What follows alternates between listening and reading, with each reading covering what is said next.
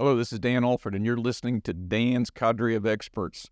We have an interesting guest on today, Matt Perrault. Welcome to the show. Thanks for having me, Dan. Matt, I like him because he's very candid, so I expect there might be some discussions going on today. But let's start out with, how do we know each other? Why are you here? Why am I here? So I work for a company that you tend to work with a lot, ATI Industrial Automation out of North Carolina. So we are a leader in robotics and end effectors and solutions to create more flexibility. And you happen to know our president and founder, Bob Little, former president. What's he now? Bob is our robotics strategist, I believe. He has a very, very fancy title. That's way up the food chain now. Up the food chain, more words than mine. I've got 2 words in my title. He's probably got 5. Yeah, but I believe, guy. Yeah, I believe you've known Bob for quite a long time, and the main reason I personally am here is they saw a need to build the sales network and the customer base in the state of Texas and in the Southwest, and we never had a strong presence here to begin with. We've always had salespeople, really good salespeople, mentors of mine in the past that would cater, but they were never here. They were never here to explore and see what the need was for Texas. So that's why they popped me here. So they've been doing it with engineers. Bless their heart. Yes. For a long time, Bob would only hire engineers. He was very prideful that over a third of our company were degreed engineers. So I happen to be a degreed mechanical engineer. Sometimes I wish I could go back and change that, but I'm grateful I did. Well, no, that's the best degree you could get. Jack of all trades, master of none, I feel like.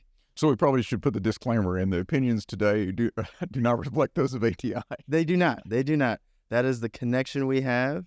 But like you said, I'm pretty candid, probably too candid. Might get myself in trouble. But yeah, my opinions today are not of ATI.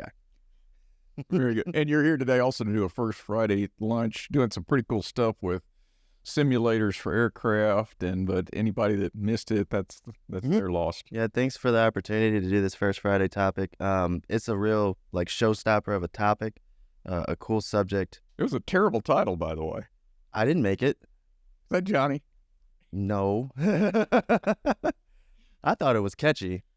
You're wrong, but go ahead. That's your opinion. It's subjective. But the title is maximizing flight simulations with ATI technology, and the technology vehicle simulations. Yeah, flight simulations might have been adequate, but but it's not just flight. It can be other vehicles like tanks. Mm-hmm. You got big mining dump trucks and things like that. It's not very practical to have somebody go and use that machinery in real life, especially if they're going to mess it up. So let's stick them on a robot. Let them crash the robot. We don't want them to do that. So for a while there, people might be familiar with, you go to Disneyland and there's a robo coaster where you get into a box until by the end of the robot shakes you. Yes. And that's the predicate for this. But now you're doing something a little more useful than... much more useful, right? You're putting somebody in an environment like, a flight simulator or, defense-related vehicles where you can't just go out and do that whenever you want, willy-nilly. It's expensive. Sticking somebody on an entertainment robot, that's one thing. That's a quick thrill. You're actually trying to teach somebody how to use a multi-million-dollar machine, and you don't want them to ruin a multi-million-dollar machine. Yeah, but there's all sorts of issues putting people on the end of robots also. People get scared of that, but that's... I don't blame them. Yeah. You shouldn't be too frightful of that, but, that's one of the things I will talk about is how ATI has made it safe to do such things. With sensors. Somewhat. Not necessarily with sensors. It's actually a lot simpler than that. It's more just relays, cross-monitoring processors, safety I/O, RFID. Looking forward to it. It'll be fun. And anybody that isn't going to attend this, March 2024 First Friday lunch, you're going to miss out. Well, isn't it recorded? Yeah. Maybe we'll put it online. Okay. Make sure you charge them and send me back a little fee. Okay. Rewind. Okay, so what have you done? Cokes? Yeah, excuse you can't use trade names. Professionally? Yeah, no. I've seen your resume. You've done everything from soda water to fuel changers to. That's a good way of saying it. I guess we won't. What a circuitous path. Explain this to us. Well, I was put in a precarious situation when it came to graduation. So I graduated from North Carolina State University in 2013, and graduated with a mechanical engineering degree. So I thought I would be an engineer. I had been pushed forward to do this for the last 6 years, starting in high school. You'll be an engineer. You'll be an engineer. Who told you this? Guidance counselors, parents, family, just people, teachers. Like Based on math skills? based on math skills, based off of just, I guess, problem solving, creativity. I would always tinker with things. And they're just like, hey, you should be an engineer. You had a good counselor. Excellent. You're fortunate. No, you were? I'd agree and disagree. That's such you. It was a good push, and I don't regret getting an engineering degree. I think it's extremely useful. Name a better undergrad degree. Proves you're a problem solver, proves you have tenacity, you can stick to a problem, and proves you're smart. Actually, somebody back in my co-op days at ATI said it best. This degree tells everybody else that you can learn anything. Indeed. Mm-hmm. So I don't regret getting it. But it was kind of weird to be pushed into something when I truly didn't know what it meant, even back in high school. Engineer, okay, what does that mean? Oh, everyone can... They drive a train. My godfather was an actual engineer in that sense in New Orleans. He was, a train conductor. But, they build things. Oh, okay, cool, I guess I will pursue this degree. And yes, I didn't quit. I don't know if it was tenacity or more so I was just hard-headed. I just didn't have a backup plan. So How many of the kids you started with finished? Come on. Oh, Nutrition rate. bad. Over 50%. Over 50%. Maybe You're right. 80? I wouldn't say 80. I wouldn't say 80, but after my first year of engineering classes going into sophomore year, it got smaller. You're going from auditorium size classes to, slightly smaller. Ah. And the business schools filled up during that time? Oh, yeah. Well, no one really attended business school. They were all taking naps and partying. Gotcha. But you hung in there. I'm proud of you. Oh, Excellent. I owe it a lot to my friends. So I mentioned I was seeing a friend of mine, a close friend of mine from North Carolina. He works for a company called AKC. He was in Houston, and he's also in sales. He's also a degree mechanical engineer, but he's just one of, I would say, a core 5 group. We all worked together. We all did our homework together. We all studied for our tests together, and we all graduated together. So without that collaboration, it would be extremely hard to just finish school, finish a degree in mechanical engineering or any other discipline by yourself. Peer group is critical in college. It is, but a lot of engineers are introverted. They don't like peer-to-peer collaboration, group work. We're better together, though. We are, and that's why the teachers force you to have group projects, though, Mhm. so you can't stay alone forever. My daughter's an engineer. She used to complain. She goes, Dad, I'm doing more than my share of the work. I go, that's great. You're learning more than your share of the knowledge. Exactly. What discipline is your daughter? Structural engineering. Okay. And what does she do now? Designs buildings Where? in Virginia. Okay. Hey, this is your interview, not mine. That's too selfish of me not to ask questions. That's kind of you. All right, so you had a full ride. You had an easy life. I wouldn't say that. I wouldn't say, especially the full ride part. I feel like you're setting me up for that. So, when people hear full ride, they assume full ride scholarship. I got college paid for that. Yeah. Absolutely not. Spring break in Mexico and all that. No. I think the highlight of my spring break in college, I went to Louisville, Kentucky with a friend of mine. That was it. I never had the crazy Mexican trips to Cancun or anything like that, nor did I really want to. But life wasn't ideal or idyllic to what people would think is an ideal life. I wouldn't replace it. I grew up in a non-traditional setting. I was born in New Orleans. There you go. I want to hear about this. Okay, here's my bio. So I was born in New Orleans in 1990. I was born to a single mother at the time. My mother had me when she was 16. Wow. So statistically speaking, I shouldn't be here right now, right? The chances or the likelihood of me having the success I have, and I still think that I could be more successful, all bets against me, right? Mom's 16. I grew up in I wouldn't say it wasn't a poor environment. It was an underprivileged environment or neighborhood in New Orleans East. It was kind of forgotten, and it is extremely forgotten now after Katrina, but I can get into that later. So I was born to a single mother, but she had support. You know, we lived with my grandparents. I had my aunts and uncles. I had 3 Excellent. uncles. So it's traditional family structure. I would Just say that. no dad. Just no dad, but my dad was there. At the time when I was born, You had to be there at one point. my dad had to figure something out. Like, all right, I have a kid. So what did he do? He joined the Navy.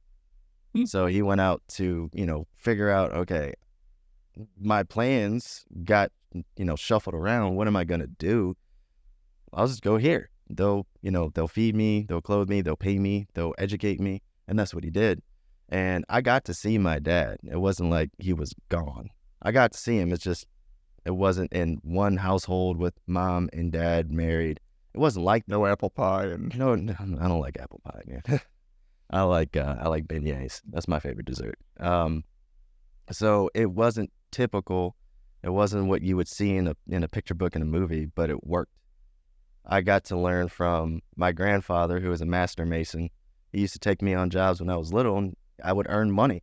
I'd shovel sand out of a pickup truck. I'd mix mortar. I'd carry bricks. I'd take stuff, ground level, and we'd be working on really fancy houses in, the Garden District of New Orleans. And, these are really old, nice houses, and they had plaster and nice tile roofs, and he would go and fix them all up and make me carry everything up a 2-story ladder. that was priceless on another number of levels. Oh, discipline. Work ethic. Yeah, all right. that. And then all my uncles were involved in it too. But I think the biggest thing is for me to carry me out of an environment where you're not gonna win very often is the importance that my grandmother put on education. So my grandmother was in the school system, right? She was an administrator. My mom was in a magnet high school. My aunt was in a magnet high school, and they didn't let me disrupting all that change anything. And they said, you will put school first, period. So from the age of, I'd say 0, but, school age 5 up until I was in 6th grade, all I did was school. I didn't go outside. I didn't play sports. I wasn't concerned with that. I was just reading, doing my work. And I was encouraged to do it because my grandpa would give me money for every A I got on my report card. So why wouldn't I? There's got to be some motivation. Yeah. No, and they put that in. seemed to work. I think so. It got a little bit different in college when I wasn't forced to get up. Paying you? Yeah. So I thought that was just so critical, or it's a reason why I am who I am now and where I am now is with all of that support I had from all kinds of people. And then also my dad's side too, right? It was all kinds of people encouraging me to do better. And then I got blessed. I got another dad when I was 11. So that was a traditional setting, right? They were married, they still are married. And I had a father figure, a male in the house. I didn't, right? Most of the time, besides my grandpa, I was raised by women. So I get a little emotional sometimes. So I got to have a brand new dad. And then that's when a different type of discipline and a different type of tenacity came into place, because he saw this nerdy little art kid that likes to sketch and draw and read. He's like, go outside. Go ride a bike. Like, hey, you want to play a sport? Let's figure out what sport you want to play. And then that totally changed my personality. I went from a very quiet, introverted kid to braggadocious. Oh, yeah, you're over that. Yeah, I'm over that. So that was really cool. I appreciate that. Like I said, not a traditional upbringing, not something even I, as a new father, would want my child to go through. But I'm still here. Well, doesn't kill you, makes you stronger. Exactly. You're describing what my father did. He grew up in my last name's Allford, and there's a place north of New Orleans called Allford Town. He grew up there, and he's the first one in our family to go to college. But I don't know what his motivation was, but I know what paid his way through school was the GI Bill after World War II. So back to your college payment. Did you get some support or no support, or and you're out of state? You went to South Carolina? No, North Carolina. North Carolina State. So you're out of state now. You have high tuition. I'd assume it wasn't high tuition. It was an in-state school, so it should have been You weren't an in-state guy, though. Yeah, I was. Oh, you'd moved. Oh, I've moved a lot when I was a kid. So we went from New Orleans after my mother and my dad got married. We went from New Orleans. We moved to a suburb north of New Orleans, north of Lake Pontchartrain, probably near Alford. Yeah, all right. You should have stopped. I should have stopped there. It was okay. And then we had the chance to relocate to Algonquin, Illinois. So that's a western suburb of Chicago. And doing that big change was eye-opening because one, it's just different, right? Illinois, it snows, it's cold. There's seasons. New Orleans, it's hot.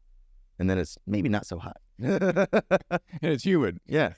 You're right. In New Orleans, there's a good bit of diversity, but I went to a majority black school. Elementary school and middle school is majority black. In New Orleans. In New Orleans. The amount of white kids or even Latino kids or Asian kids was almost nil. So I got bullied relentlessly growing up because I am a fair complexion. So it was kind of like, hey, we're going to beat the crap out of this kid because I'm easy pickings. I stand out. I'm light bright. I'm shining in the crowd. And I go to Illinois and it's almost the opposite. It's like, whoa, we have a black kid now? Like, really? I'm not even that dark. I had to kind of explain what I am. I would identify as black, or back home I'm automatically identified as Creole, and I have to explain to people what that is. So they were intrigued by it, but they were also open. They didn't care. And that's when I got to go out and ride bikes with my best friend at the time, going and romping about. My dad gave me a walkie-talkie. He's just like, just check in every hour, do whatever, just don't die. And it was different. The food was kind of bad, but you get over that. But I got to learn a lot about different people. So after Illinois, we then moved to North Carolina. So back in the South, but it was a different kind of South. It wasn't the South I was used to in New Orleans. Believe it or not, until I went to North Carolina, I didn't know what a Confederate rebel flag was. You don't see them in New Orleans? Well, you see them now, but growing up, I never did. Never saw it. So, I'm playing around with these kids that I just met, that I'll be going to high school with, and they were wearing this stuff, and they had T-shirts, and I was just like, what's this mean? They're like, oh, Southern pride, and I was like, is it? And then, I'd start doing some research, and, and it's like, hey, no, this is kind of a banner for racism. Like, if it was, then why are they hanging out with me? It's both. Yeah, exactly. It means a thing to somebody, and it may not mean the same between those people, but it was different. I felt like it was the real South moving to North Carolina. But I assimilated. One of my best friends to this day from high school, we wrestled together. He is a true blue redneck. Like, hey, I resemble that. Yeah, you remind me of him. You remind me of his dad. So his name is Don, and I love Mr. Don. They, first time I ever shot a gun was over at their house. Got to learn what a silencer was or compressor. They have their own business where they do custom firearms. But he was also a master electrician, so got to understand what he did, and that kind of influenced the engineering. A member of the only group you can slur with impunity, the redneck. Yeah, I guess. Even then, if you call them a redneck, they don't get mad about it. That's what I'm saying. Yeah, it's hard to offend white people. Yeah, try. Come on. Straight white male. See, it's so hard. There's a lot of other like nicknames you can say, like Mayo Man, Peckerwood, stuff like that. But nope, they don't care. Howley, Cracker, Honky. See, all those are funny. Yeah, I think the worst word you can call a white person to get them really amped up is racist. You are correct. Yeah, it's like, you're a racist. No, I'm not.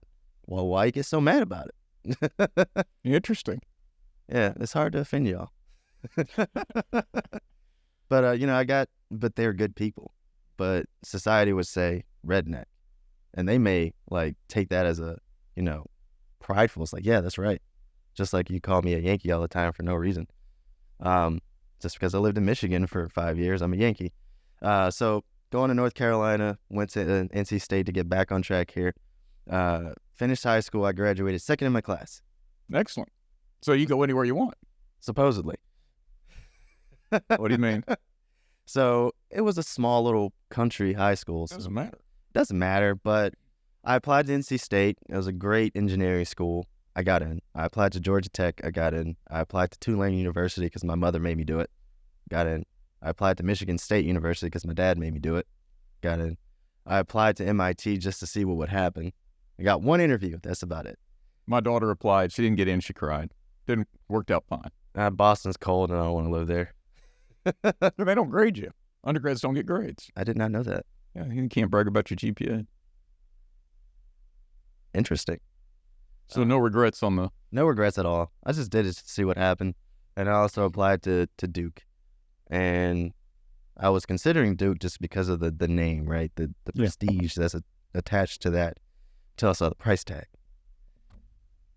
And I qualified for a half scholarship, and at the time that meant, okay, you would still owe $26,000 a year. I was like, I don't want to do that. $100,000 degree. Yeah. So I went to state because it was in-state. It was a lower tuition, and it's still an ABET certified engineering program. And honestly, that's all that matters. We're all tested on the same thing. So I went. I enjoyed my 4-5 years because I did the co-op program. So I extended a little bit. I took some summer classes, but I had to take loans. I got granted some federal loans, so they are right there, 6%. That's it. But the private loans that I had to take out were anywhere between 9%, 9.5%. The highest one I had was 11%. And you can't get rid of them through bankruptcy, right? Cannot. That's the whole problem. We need to change that, by the way. I agree, because it's unfair. They wouldn't loan money to a kid that wasn't going to be able to pay it back if they could file bankruptcy. That's how I would solve a student loan. You with me on this? Yeah. I think the main reason a lot of people are saddled with this college debt is because the banks are willy-nilly just lending money. Because they know they're going to get paid. They know they're going to get paid. Like you said, you cannot declare bankruptcy for student loan debt. You have to pay it off. And if you choose not to pay, they'll find a way. Oh, they'll garnish your wages. Exactly. I got several employees that I send 2 checks out, one to them and one to their Uncle Sam. Mm-hmm. And it's not fun. So as I was in college, paying for this with a loan, because I went private, I was accruing interest the entire time. Were you watching it or just ignoring it? Oh, and that's another topic we could talk about, because I feel strongly about this, but I did not know what was going on. Never in my scholastic career, from kindergarten to high school, did they ever talk about money. What was it? Einstein said something about, I'm going to get the quote wrong, 2 most amazing things are nuclear power and compound interest. And you were experiencing it. I was experiencing it firsthand. I didn't know, I was just told, hey, you got this loan, you're able to pay for it. Go study, focus on school. Kids don't look past the next day, week, month, best. Yeah. Tell me I'm wrong. You're not. You're not. We don't think about these things because, I say that I didn't grow up in the best situation or the traditional situation, but I was never growing up poor. You're never hungry? I was never hungry. We're the same way. Somebody made sure there was food on the table. They had to work extra or not, or if they had to pinch pennies here or there. But I had a great childhood. And from middle school until high school and college and now, I would say middle class, maybe a little better now. So I didn't think about those things.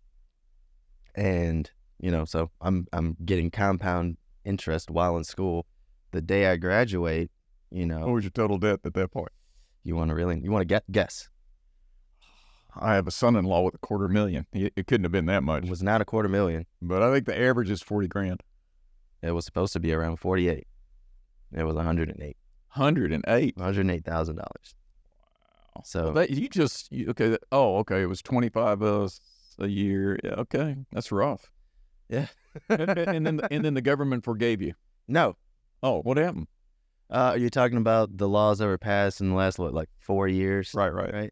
What happened was, I want to say it was It was maybe 2016, 2015. I paid it all off. Good for you. Right. So I was paying, an extra, rent check right out of Oh, school. no, you could have a decent house. I could have had a Porsche. I could have been living it. Instead, you did the right thing. Okay, how does that make you feel when the other kids are getting a free, getting their debt canceled out? Is that fair? I wouldn't say, to me individually, is it fair? Probably not. But why should I get worked up about it? Because you're paying it. Yeah, well, they'll find a way to use my tax money for anything. I don't know what my tax money is really used for. I can tell you where some of it went.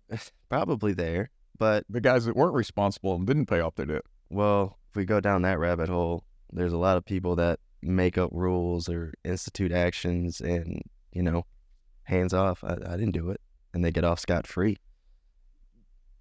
I wouldn't say I suffered.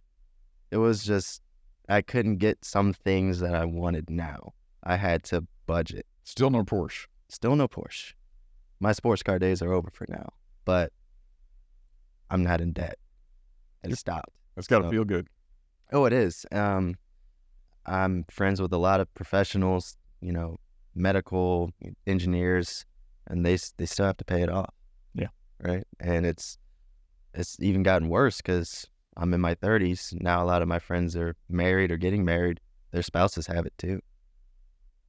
And if they don't have a credible, saleable degree like you have, Yep. I feel their pain. But I think that people ought to be very careful about what they borrow money for. Exactly, and no one teaches you that. And that's my biggest pet peeve. We talk about a lot of things in the media, and people have their opinions on what's important in this country, but I think people miss out on the fundamentals. Everything social is sensationalized. Like, who do we let wear? Who can dress which way? Who can identify however they want, right? All of those things are huge speaking points. So the border crisis, this and that. Financial education and regular education. I feel like we're getting dumber as a country. Indeed. Not everyone, and I feel like this is the main reason, going back to what I said, the main reason I get to sit here and talk to someone as successful as you, the reason you want to have me on as a guest to talk to, is because I was pushed to learn and I was educated. My peers growing up in that New Orleans East neighborhood, They're all engineers? no. What happened? I never kept up with any of them, right? Because at the time, I wasn't allowed to go outside in that neighborhood without one of my uncles. And even Was then, it that dangerous? Or is it that bad a peer maybe group? was it as dangerous? I'm biased because I go back every year. I visit my family. That doesn't bother me. And for the people that grow up in that type of environment, they know. But your hobby's jiu-jitsu, so Oh, they don't know what jiu-jitsu is. you'll show them though, right? If I have to, but the main reason it's dangerous is because people there don't fight fair, right? Then you're not always gonna just square up and fight one dude hand to hand. They got a knife or Without weapons, yeah. yeah, and that's what made it dangerous, right? That neighborhood, when my grandfather bought that house and moved his family, where my mom grew up, was nice. That was New Orleans middle class suburbia. And went downhill. It went downhill. First it went downhill because they dredged the swamp to build the house. So when Katrina happened, the house I grew up in was underwater. Like Wow. 2 foot of the roof was visible. Mm. That's how bad it was. But somehow, some way, people started moving out, and then the government allowed for some of those homes that were empty to be Section 8. So you bring in... It's rent controlled or... Yes, it's rent controlled. So you bring in a different group of people, right? And then as I grew up, there was a lot of gang violence, gang activity, stuff like that, right? There was, and I hate to kind of disparage where I grew up. I'm not, disappointed or anything about where I grew up. I'm happy I grew up the way I did. There's just room for improvement, right? But I wasn't allowed past the end of the street without my uncle. So I didn't really go out. So I never got to know these kids closely to keep in touch with them. But I'm pretty confident that they're not all engineers. So, You're the only child? no, I have a little brother. Okay. My little brother and I are 11 years apart. Okay. And he's also at NC State. So he's pursuing a degree in design. So the NC State Design School is one of the top design schools in the country. I actually applied because, I have some artistic talent, but I didn't get in. All the good engineers do. Yeah. He got in them. Well, yeah. So I'm very proud of him. I don't know. I'd still argue that the ME is probably the best undergrad degree you can come up with. We're known for engineering. We're an engineering school. Now, people used to make fun of NC State for being a bunch of farmers, but I would say we're pretty smart farmers. So where did I leave off? So I was talking about the problems. Oh, yeah. Education. A lot of people don't put the importance on education anymore unless you have educated parents. And usually those educated parents earn well. And if you earn well, you're in a nicer neighborhood. And all of that gets kind of secluded away from everyone else. Mm-hmm. And it's hard.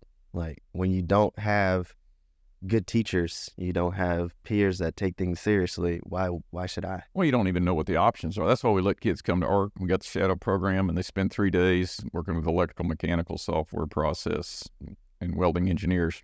And at the end of the 3 days, a lot of them have learned that there's careers out there that they never even considered. Yeah. Because you may not learn that in a slum in New Orleans. No, not When the slum, I'm sorry. It's not a slum, man. Swamp. It is now. And I didn't even know of all the possibilities when I was in high school. Yeah, how can you? You don't. Like, most kids don't even know what their parents do. Well, I thought engineers drove trains. Yeah. Literally. Both my parents were fine arts and science type people, and so I thought the people that built stuff, it was a hobby. And so, I was building things as a kid, steam engines, rocket engines, all sorts of stuff. And I thought it was just a hobby. Then I found out they'd pay you to do this. But I had to stumble into it. So, how did you stumble into it? Started out with an associate's degree.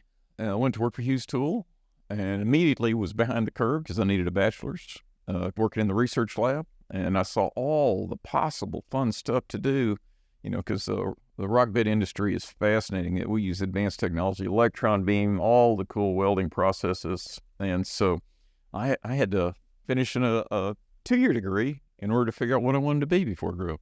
And do you think that was the right way for you? Worked out great for me because I'm hands-on, and so having that hands-on ability and then adding computers to it, it's worked out beautifully for me. Would I recommend it? No, probably not. It's a circuitous path.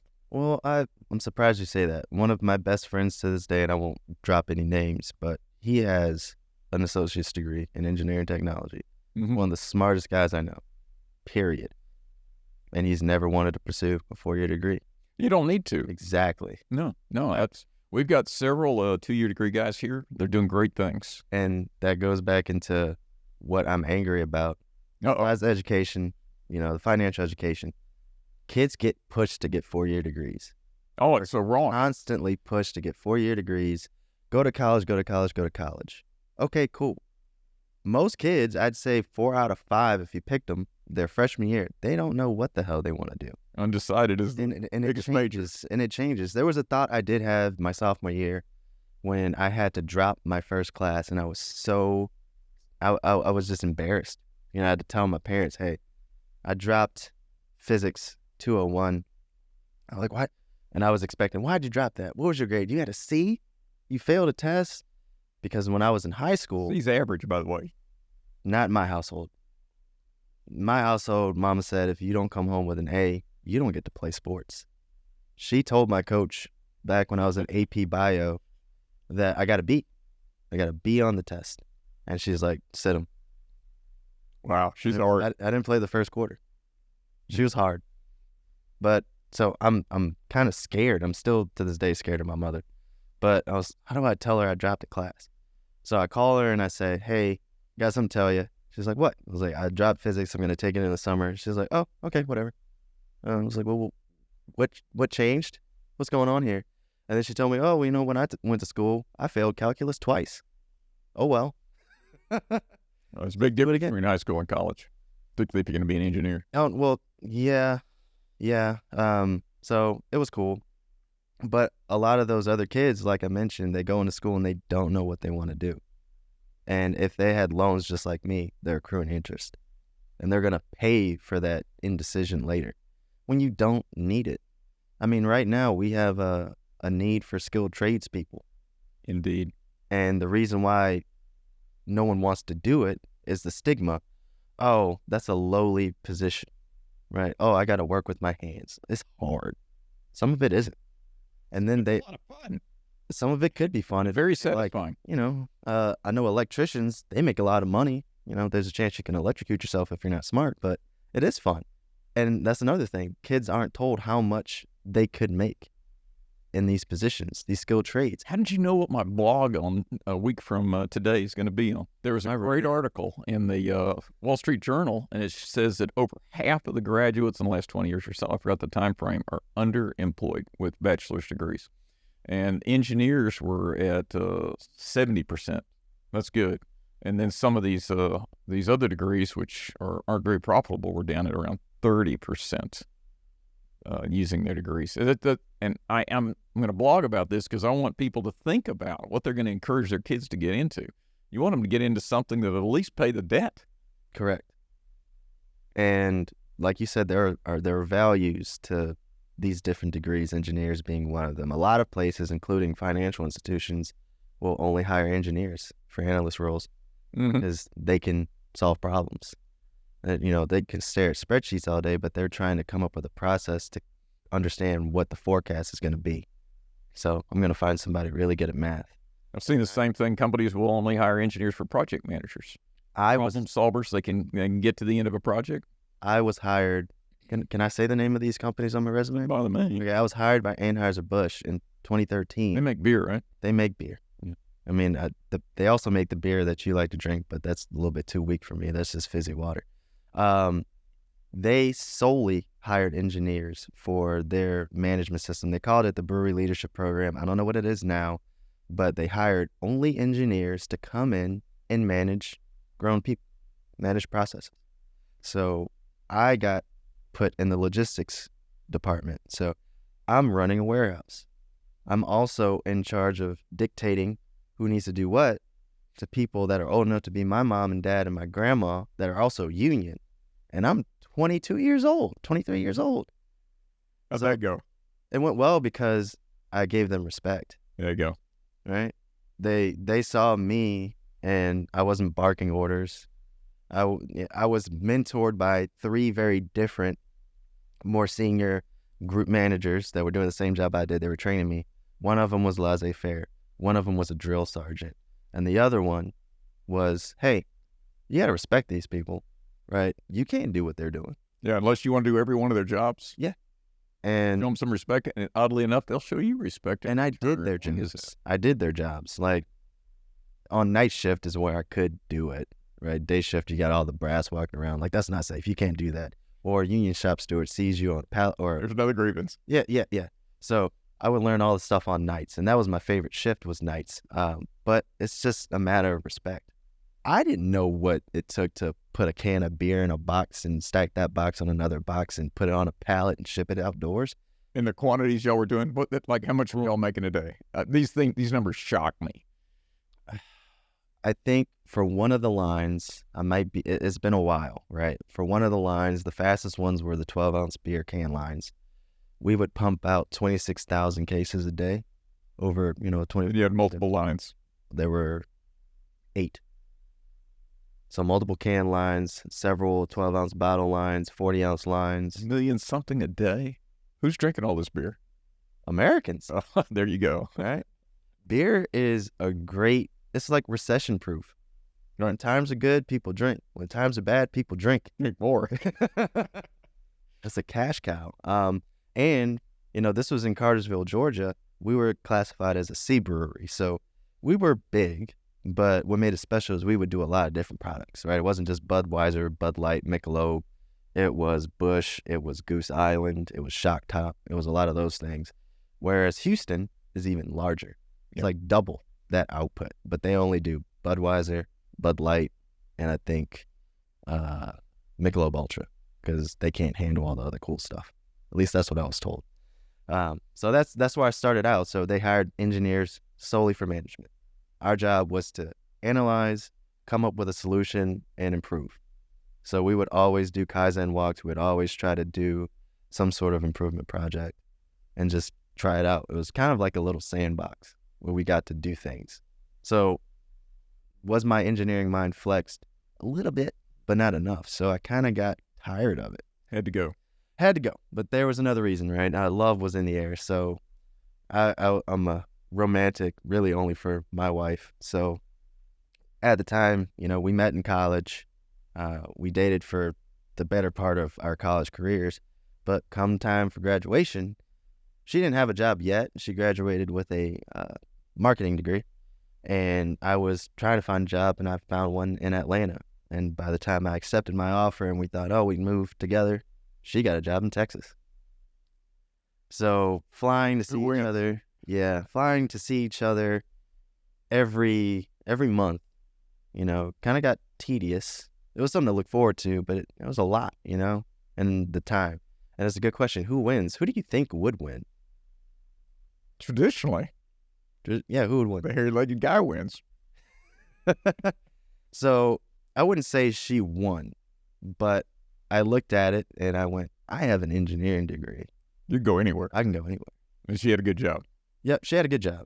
So she was doing something she liked to do. She used to work for Signet Jewelers, used to be Zales Jewelers, so she got to see diamonds all day, which didn't work out for my wallet at the end, by the time we were married. So the ring is huge.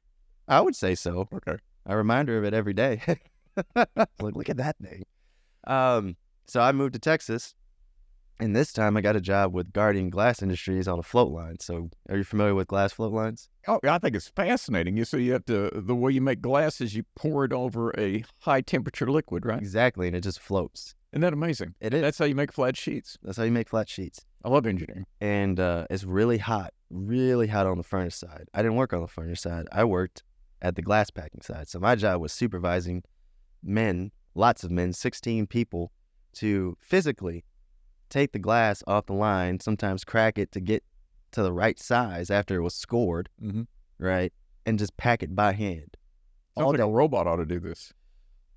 One of the lines did have a robot, but they thought the float line and the cutting process was too inconsistent to be picked by a robot. And also they weren't going to spend the capital on, I'd say you need maybe like 4 robots per side of the line, so 8 total, maybe another one. Because sometimes these sheets can get very large. We're talking like 6 mil thick, and they could be 10 foot by 22 foot sometimes. So they would make itty bitty small glass, something like that on the side of the wall there, or big giant thick boys.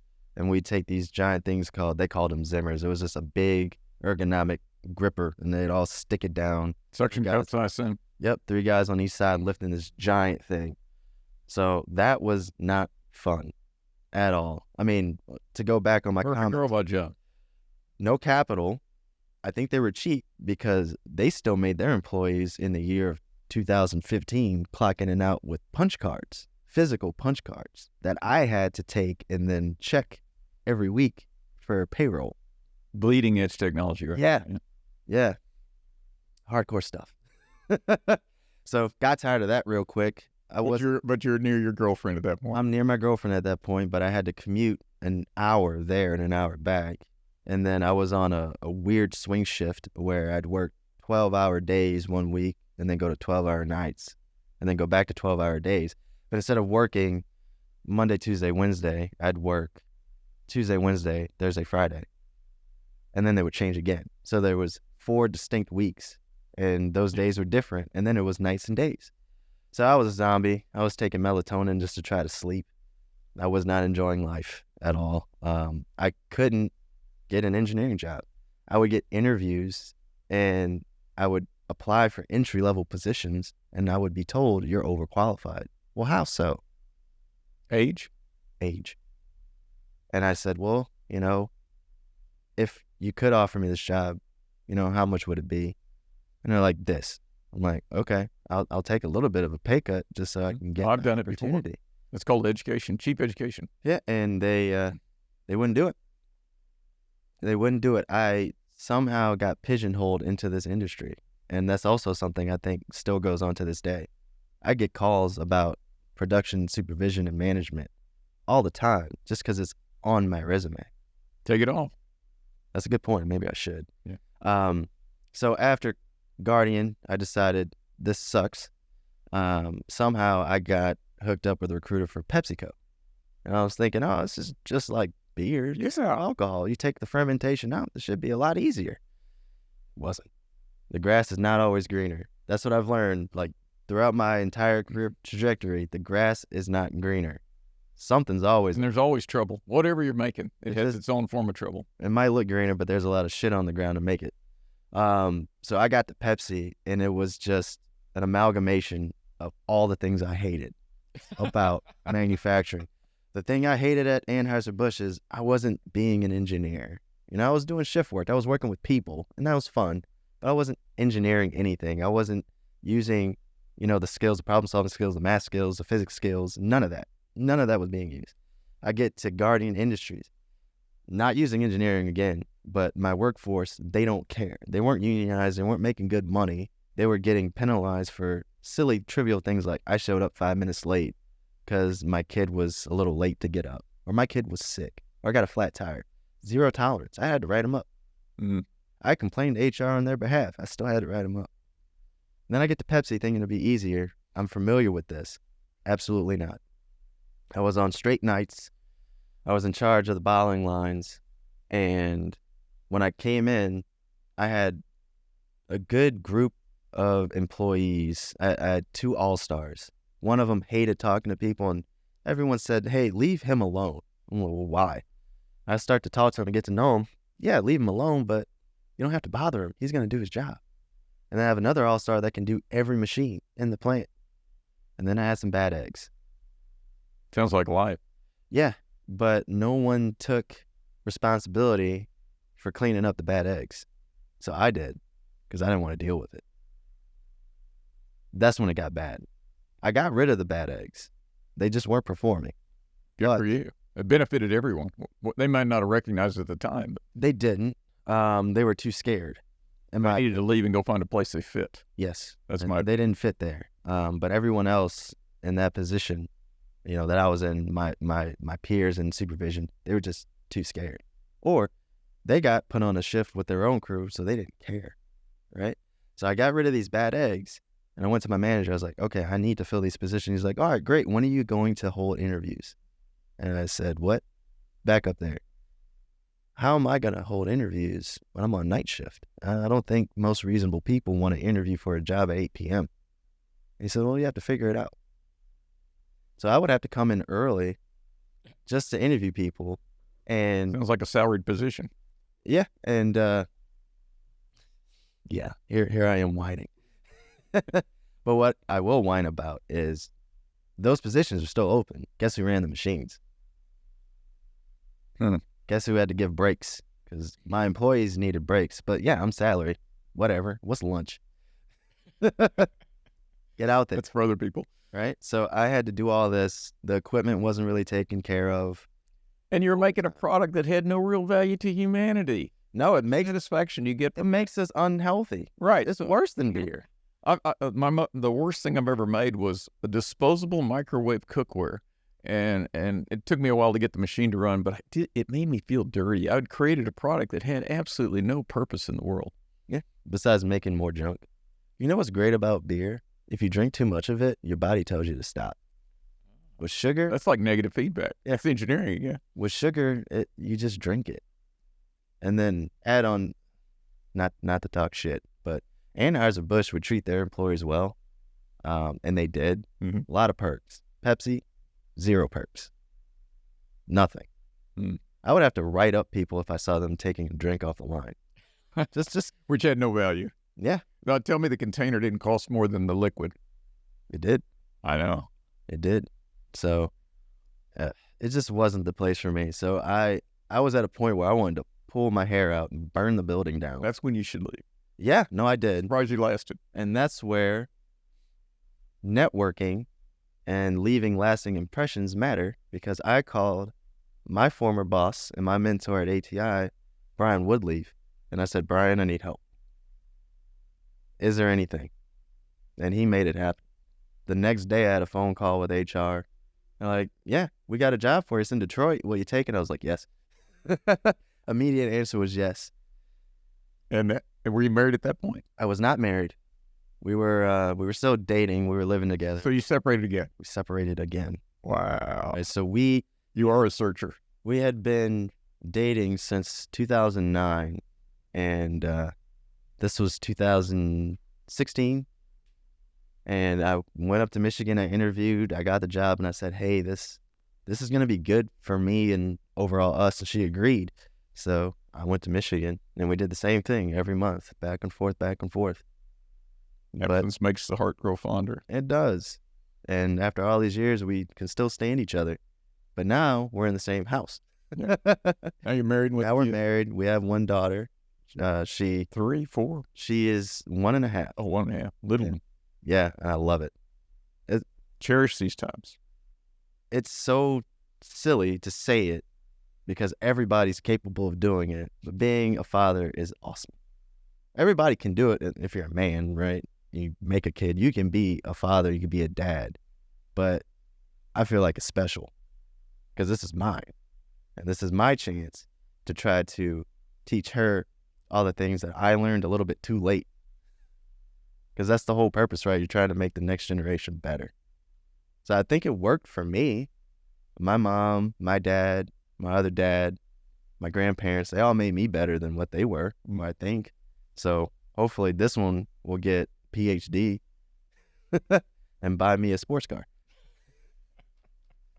That'll be her tax. That'll be her. Talk to you in your old age.